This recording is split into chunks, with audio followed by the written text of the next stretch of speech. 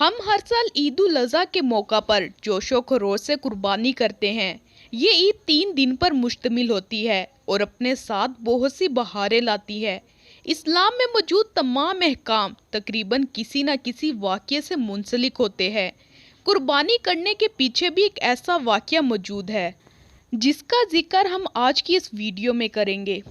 حضرت ابراہیم علیہ السلام نے ذی الحج کی 8ویں رات ایک خواب دیکھا جس میں کوئی کہنے والا کہہ رہا ہے، بے شک اللہ تمہیں اپنے بیٹے کو ذبح کرنے کا حکم دیتا ہے۔ آپ صبح سے شام تک اس بارے میں غور فرماتے رہے کہ یہ خواب اللہ کی طرف سے ہے یا شیطان کی طرف سے۔ 9ویں رات پھر وہی خواب دیکھا اور صبح یقین کر لیا کہ یہ حکم اللہ کی طرف سے ہے، اس لیے 9 ذی الحج کو یوم عرفہ کہا جاتا ہے۔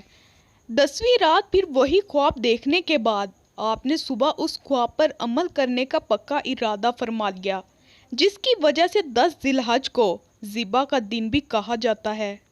اللہ کے حکم پر عمل کرتے ہوئے بیٹے کی قربانی کے لیے حضرت ابراہیم علیہ السلام جب اپنے پیارے بیٹے حضرت اسماعیل علیہ السلام کو، جن کی عمر اس وقت 7 سال تھی، لے کر چلے، شیطان ان کی جان پہچان والے ایک شخص کی صورت میں ظاہر ہوا اور پوچھنے لگا، اے ابراہیم کہاں کا ارادہ ہے؟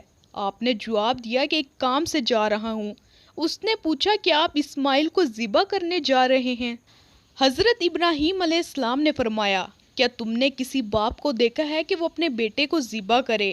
شیطان بولا، جی ہاں، آپ کو دیکھ رہا ہوں، آپ اسی کام کے لیے چلے ہیں۔ آپ سمجھتے ہیں کہ اللہ نے آپ کو اس بات کا حکم دیا ہے۔ حضرت ابراہیم علیہ السلام نے ارشاد فرمایا، اگر اللہ نے مجھے اس بات کا حکم دیا ہے تو پھر میں ضرور اس کی فرما برداری کروں گا۔ یہاں سے مایوس ہو کر شیطان حضرت اسماعیل کی والدہ حضرت ہاجرہ کے پاس آیا اور ان سے پوچھا، ابراہیم آپ کے بیٹے کو کہاں لے کر گئے ہیں؟ حضرت ہاجرہ نے جواب دیا، وہ اپنے کام سے گئے ہیں۔ شیطان نے کہا، وہ انہیں ذبح کرنے کے لیے لے گئے ہیں۔ حضرت ہاجرہ نے فرمایا، کیا تم نے کبھی کسی باپ کو دیکھا ہے کہ وہ اپنے بیٹے کو ذبح کرے؟ شیطان نے کہا، وہ یہ سمجھتے ہیں کہ اللہ نے انہیں اس بات کا حکم دیا ہے۔ یہ سن کر حضرت ہاجرہ نے ارشاد فرمایا، اگر ایسا ہے تو انہوں نے اللہ کی اطاعت کر کے بہت اچھا کیا۔ اس کے بعد شیطان حضرت اسماعیل کے پاس آیا اور انہیں بھی اسی طرح بہکانے کی کوشش کی، لیکن انہوں نے بھی یہی جواب دیا کہ اگر میرے ابو جان اللہ کے حکم پر مجھے ذبح کرنے لے جا رہے ہیں تو بہت اچھا کر رہے ہیں۔ جب شیطان باپ بیٹے کو بہکانے میں ناکام ہوا اور جمرے کے پاس آیا تو حضرت ابراہیم علیہ السلام نے اسے 7 کنکریاں ماری۔ کنکریاں مارنے پر شیطان آپ کے راستے سے ہٹ گیا۔ یہاں سے ناکام ہو کر شیطان دوسرے جمرے پر گیا۔ فرشتے نے دوبارہ حضرت ابراہیم سے کہا، اسے ماریں۔ آپ نے اسے 7 کنکریاں ماری تو اس نے راستہ چھوڑ دیا۔ اب شیطان تیسرے جمرے کے پاس پہنچا۔ حضرت ابراہیم نے فرشتے کے کہنے پر ایک بار پھر اسے 7 کنکریاں ماری تو شیطان نے راستہ چھوڑ دیا۔ شیطان کو 3 مقامات پر کنکریاں مارنے کی یاد باقی رکھی گئی ہے اور آج بھی حاجی ان تینوں جگہ پر کنکریاں مارتے ہیں۔ حضرت ابراہیم جب حضرت اسماعیل کو لے کر کوہ صبیر پر پہنچے تو انہیں اللہ کے حکم کی خبر دی، جس کا ذکر قرآن پاک میں موجود ہے۔ حضرت اسماعیل نے اپنے والد حضرت ابراہیم سے کہا، ابو جان ذبح کرنے سے پہلے مجھے مضبوط رسیوں سے باندھ دیجیے تاکہ میں ہل نہ سکوں، کیونکہ مجھے ڈر ہے کہ کہیں میرے ثواب میں کمی نہ ہو جائے، اور میرے خون کے چھینٹوں سے اپنے کپڑے بچا کر رکھیے تاکہ انہیں دیکھ کر میری امی جان غمگین نہ ہوں۔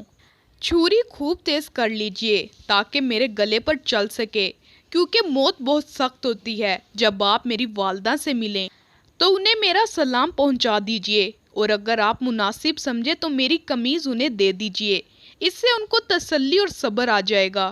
حضرت ابراہیم نے ارشاد فرمایا، اے میرے بیٹے، تم اللہ کے حکم پر عمل کرنے میں میرے کیسے عمدہ مددگار ثابت ہو رہے ہو۔